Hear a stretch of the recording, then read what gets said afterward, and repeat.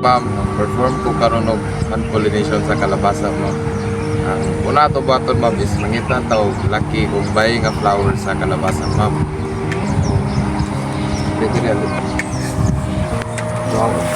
Muna siyang laking flower sa kalabasa. Mailan siya nga laki, ma'am, kay wala siya murag gabukol diri, ma'am, which mahimong fruit sa kalabasa, di bale. So atong buhaton nani is atong ibto ng male.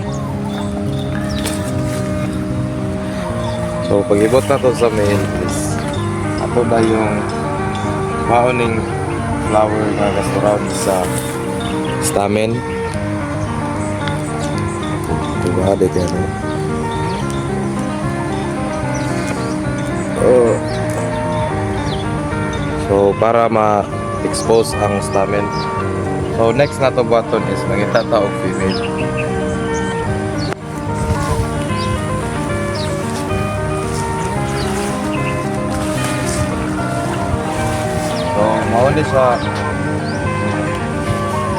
Mauni siya ma'am ang sample sa female. Different siya sa male sa center. Then nasad siya katong bukol nga which may mong fruit. So itong baton ani ma'am is ang kining kuan sa male, ang stamen sa male is ato ni siyang i-rub gently sa female para ma-spread ang pollen.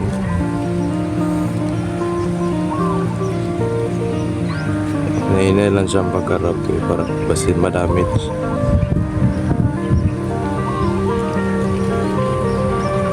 So di kayo maklaro sa video, ma'am, pero maklaro ako ron, ma'am, nga na kuhan yun ang pollen magsakto, ma'am. So pagkauman na ito kuhan sa pollen, makita na ito nga nasakto na o kuhan ang pollen. Ato na yung ikot balik ang female nga flower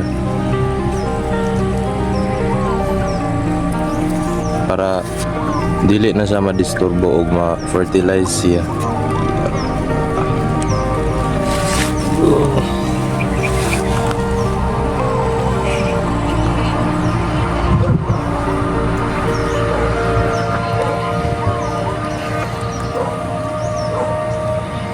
Hindi sa kaya na to sa hugtono kay basta damage ang masamad sa dambula.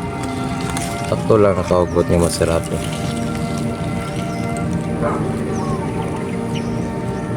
Ano ko pag-ikot? Hell no.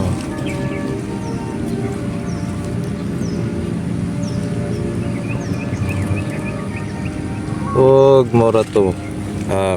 So makita na to nga sirado na. So maura to siya, ma'am, ang unsaon pag-pollinate ng kalabasa. Thank you.